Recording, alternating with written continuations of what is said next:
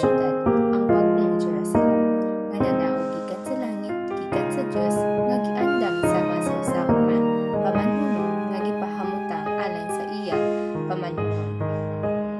Kini nagpamatuod nga adunay dapit nga giandam sa atong manluluwas alang sa mga matinuman nga magpabilin hangtod sa katapusan. Sa bag-ong Jerusalem, wala na'y kasakit, kaminaw ug kamatayon.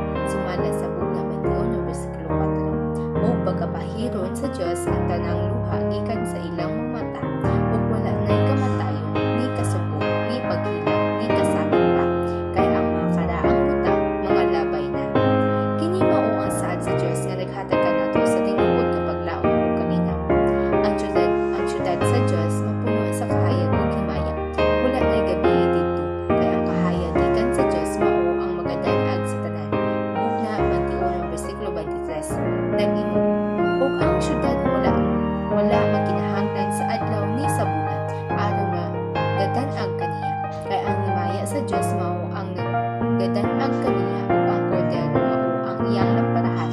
Ang presensya ni Kristo mao ang tinuod nga kahayag ug kalipay sa tanan tinuwas.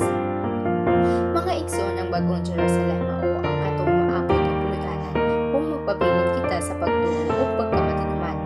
Giingon sa Juan 14 versikulo 2 sa 3, sa balay sa akong amahan daghang mga puloy-anan, ug kun moadto ako ug mag-andam og dapit alang kaninyo, moani ako pag-usap ug pagkadad-on ko pamungadto kanako, busa magpabilin ta nga magpatinumanon ug magmalig-on sa pagtuo, aron kita makauban sa Dios ug magpuyo uban kaniya sa walay katapusan dito sa bag-ong Jerusalem.